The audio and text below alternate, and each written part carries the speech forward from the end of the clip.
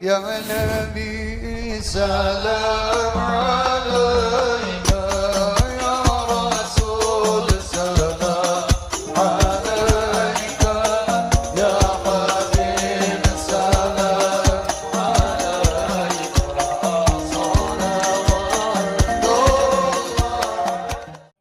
Ya Aisyah, kata para sahabat, habirni, kabarkan kepadaku, katakan kepadaku, beritahu kepada kami ya Aisyah, apa yang pernah dilakukan oleh Rasulullah yang belum pernah kami ketahui, yang belum pernah kami lakukan ya Aisyah. Mendengar pertanyaan para sahabat, Aisyah menangis. Selesai dari tangisannya, para sahabat kembali bertanya, ya Aisyah, apa yang pernah dilakukan oleh Rasulullah yang belum kami ketahui, yang belum pernah kami kerjakan ya Aisyah? Lalu apa kata Aisyah?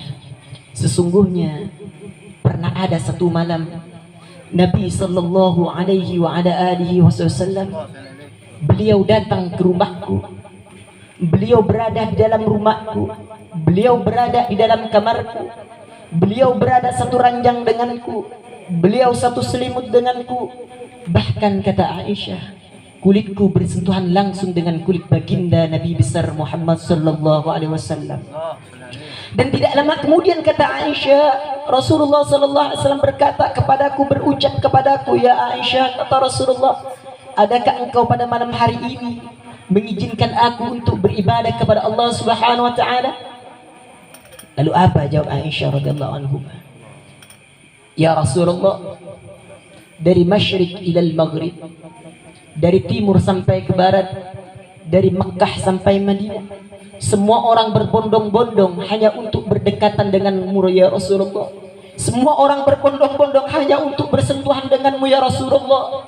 Akan tetapi pada malam hari ini ya Rasulullah, engkau berada di dalam rumahku ya Rasulullah. Engkau berada satu kamar denganku ya Rasulullah.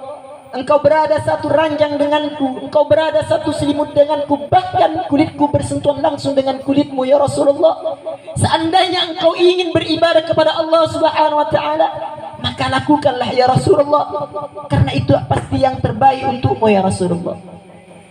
Mendengar jawaban daripada Siti Aisyah radhiyallahu anha, Rasulullah beranjak daripada tempat tidurnya.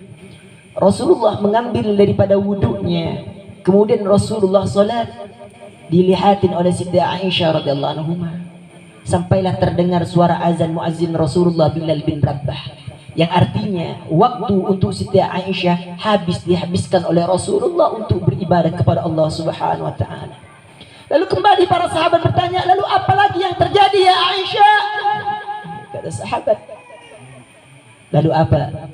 Jawab Aisyah, wallahi, demi Allah, kata Aisyah, ketika Nabi sallallahu alaihi wa ala alihi wasallam beliau takbiratul ihram, ada tangisan di dalamnya. Ketika Nabi sallallahu alaihi wa ala alihi wasallam ruku, ada tangisan di dalamnya. Ketika Nabi sallallahu alaihi wasallam i'tidal, masih ada tangisan di dalamnya. Ketika Nabi sallallahu alaihi wasallam sujud, ada tangisan di dalamnya. Ketika Nabi sallallahu alaihi wasallam tahiyat, ada tangisan di dalamnya. Bahkan ketika Nabi sallallahu alaihi wasallam mengucapkan salam, masih ada tangisan di dalamnya. Kemudian aku bertanya, kata Aisyah, ya Rasulullah, dari sekian banyak ibadah yang kau lakukan ya Rasulullah, dari sekian banyak gerakan yang kau lakukan ya Rasulullah, kenapa di setiap gerakan selalu ada tangisan ya Rasulullah? Lalu apa jawab Rasul sallallahu alaihi wa ala alihi wasallam? Ya Aisyah, sesungguhnya aku hanyalah seorang hamba yang ingin selalu bersyukur kepada Allah Subhanahu wa taala atas segala nikmat yang Allah berikan kepadaku, beribu-ribu nikmat, berjuta-juta nikmat, bahkan triliunan nikmat yang Allah berikan kepadaku ya Aisyah. Hadirin wal hadirat, jemaah majlis Anwarul Hidayah yang dimuliakan oleh Allah Subhanahu wa taala. Tahukah kita apa yang diminta oleh Nabi sallallahu alaihi wasallam dalam tangisan tersebut? Seandainya Nabi sallallahu alaihi wasallam meminta gunung Uhud Allah jadikan emas, Allah akan jadikan itu gunung Uhud menjadi emas. Akan tetapi bukan itu yang diminta oleh Nabi sallallahu alaihi wasallam. Tahukah kita apa yang diminta oleh Nabi sallallahu alaihi wasallam? Ya Allah ya Rabb, kumpulkanlah kelak aku bersama umatku di dalam syurgamu ya Allah ya Rabb. Ya Allah, sungguh beruntung kita menjadi umat Rasul sallallahu alaihi wasallam. Rasulullah tidak pernah bertemu dengan kita, tapi jauh-jauh hari Rasulullah pengen kumpul dengan kita, pengen kumpulnya malah di dalam syurganya Allah subhanahu wa ta'ala. Lalu apa balasan kita terhadap Rasul sallallahu alaihi wasallam? Terkadang kita diajak selawatan yang paling ringan saja malas. Terkadang kita pas waktu giliran di rumah kita untuk selawatan kita tidak mau ngambil. Bukankah jemaah Majlis Anwarul Hidayah semuanya saya yakin hadir di majlis ini mereka tidak mengharap daripada minuman, mereka tidak mengharap daripada makanan, mereka hanya ingin berselawat kepada Rasulullah, mereka hanya ingin mengharapkan syafaat Rasulullah, mereka hanya ingin berkumpul dengan Rasulullah. Kenapa kita mesti takut? Walaupun rumah kita kecil, walaupun rumah kita tidak ada makanan, toh kita tidak cari makanan. Saya tanya kepada jemaah Majlis Anwarul Hidayah yang dimuliakan oleh Allah Subhanahu wa taala, apakah kalian semua ini datang ke Majlis Anwarul Hidayah mau selawatan atau cari makanan atau pengen melihat rumah yang megah atau yang mewah? Ayo. Mau selawatan. Tidak ada niat kita untuk mencari makan. Dan adapun tuan rumah sobul haja ataupun sobul bait memberikan kita makanan walaupun itu berbentuk kambing, alhamdulillah kita bersyukur. Berarti dia punya duit banyak, punya rezeki banyak, pengen bagikan. Adapun dia tidak ada duit, dia beri hanya kita aqua, alhamdulillah rutinitas kita masih tetap berjalan. Kita masih bisa berselawatan dengan cara berjemaah. Mungkin kalau kita di rumah malas ya Bang Agus ya. Mungkin kalau kita di rumah nonton televisi, mungkin kalau kita di rumah main Mobile Legend dan lain sebagainya, tidak ada manfaatnya. Tapi ketika kita ngumpul di sini, yang pertama kalian tidak mau berselawat kepada Rasulullah. Ketika Ustaz Ibrahim melantunkan selawatnya, ya Rasulullah salamun alaik ya Rafi'a syani'an darajik. Kira-kira kalau kalian yang hafal, kira-kira ikut enggak? Ikut. Ketika sampai baca salawat sekali, man shalla alayya salatan wa'idatan sallallahu alaihi ashran, kata Rasulullah, barang siapa yang berselawat kepadaku satu kali, maka Allah subhanahu wa ta'ala akan membalas kepadanya sebanyak 10 kali. Sedangkan salawat Allah itu adalah berbentuk rahmat. Lalu apa yang didapatkan daripada tuan rumah tersebut, sabul bait tersebut? Tuan rumah tersebut akan mendapatkan betapa banyak orang yang berselawat kepada Rasulullah pada malam hari ini.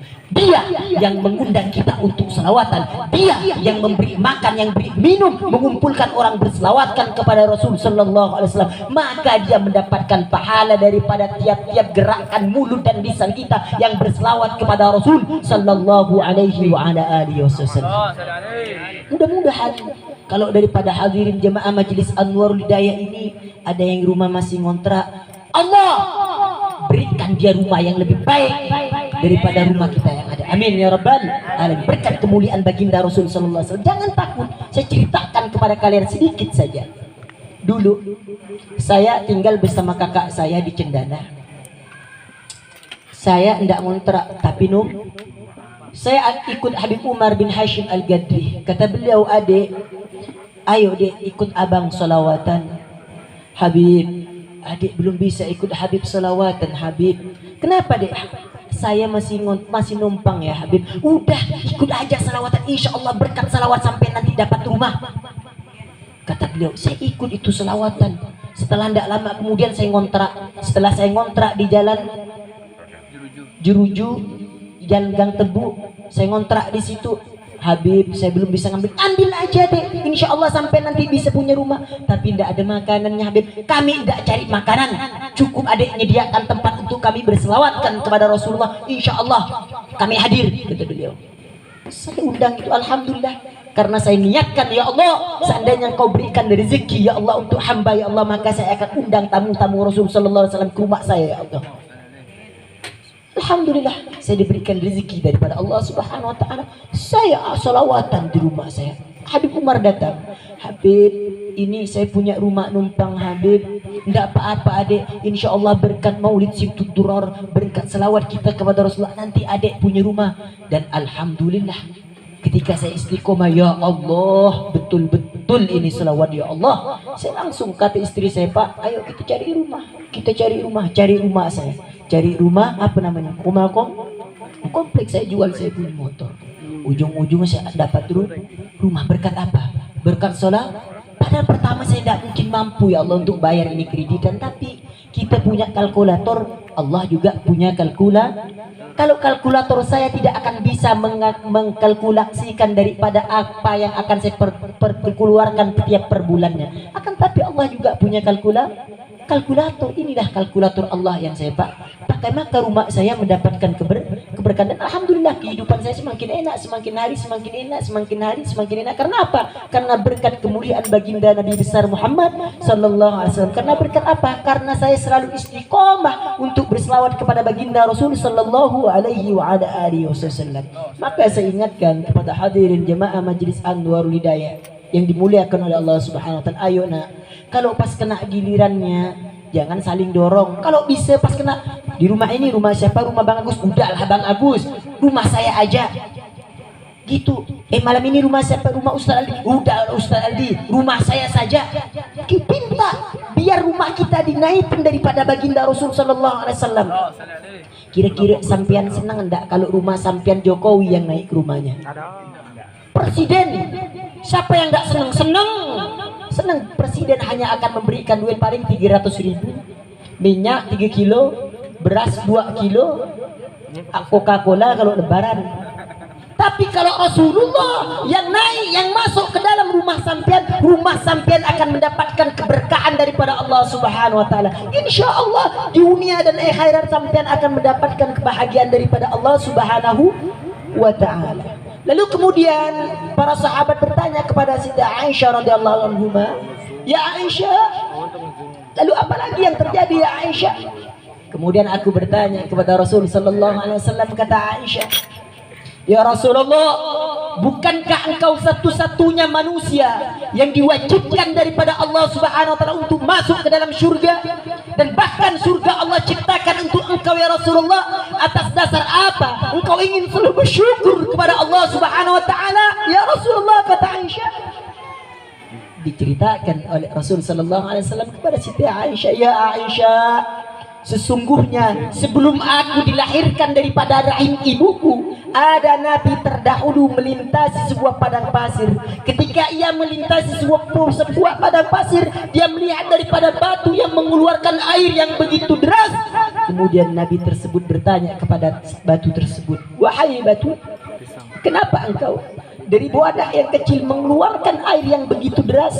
Lalu apa jawab ini batu? 'Wahai Nabi Allah, sesungguhnya aku pernah mendengar bahwasannya Allah Subhanahu wa taala menciptakan daripada api neraka yang mana bahan bakarnya daripada manusia dan bebatuan. Aku takut wahai Nabi Allah, aku takut aku termasuk daripada golongan batu yang kelak akan dijadikan bahan bakar api neraka tersebut wahai Nabi Allah.' Kemudian Nabi Allah tersebut mengangkat tangannya seraya berdoa meminta kepada Allah Subhanahu wa taala, 'Ya Allah ya Rabb, jangan engkau jadikan ini batu bahan bakar api neraka, akan tetapi masukkanlah ia ke dalam syurgamu ya Allah ya Rabb.' Kemudian ditinggal daripada Nabi Allah tersebut. Setelah tahun berikutnya Nabi Allah tersebut melintasi padang pasir tersebut dan masih melihat daripada batu itu mengeluarkan air yang begitu deras. Kemudian kembali ditanya oleh Nabi Allah tersebut, 'Wahai batu, kenapa engkau masih mengeluarkan air yang begitu deras? Bukankah aku telah meminta kepada Allah Subhanahu wa taala mendoakan engkau agar tidak engkau dijadikan daripada bahan bakar api neraka, akan tetapi Allah masukkan ke dalam syurga?' Lalu apa jawab ini batu? 'Wahai Nabi Allah, kalaulah dulu aku menangis karena aku takut Allah Subhanahu wa taala menjadikan aku daripada bahan bakar api neraka, akan tetapi tangiskanku yang sekarang adalah tangisan kesenanganku, kegembiraanku, tangisan syukurku kepada Allah Subhanahu wa taala atas dasar doa yang kau mintakan kepada Allah Subhanahu wa taala agar tidak Allah jadikan aku bahan bakar api neraka, akan tetapi Allah masukkan aku ke dalam surga.' Pertanyaannya hadirin yang dimuliakan oleh Allah Subhanahu wa taala, Kalau batu saja, batu pandai bersyukur kepada Allah Subhanahu wa taala sepanjang hayatnya, selalu mengeluarkan air mata atas doa yang dipanjatkan daripada Nabi Allah tersebut untuk dimasukkan ke dalam surga. Lalu bagaimana dengan kita manusia? Kita juga dapat doa daripada baginda Nabi besar Muhammad sallallahu alaihi wasallam. Yang pertama tadi saya kisahkan, apa kata Rasulullah? Ya Allah, masukkanlah aku, kumpulkanlah kelak aku bersama umatku di dalam surga. Kalau kita tidak pandai bersyukur, maka kita lebih keras daripada batu.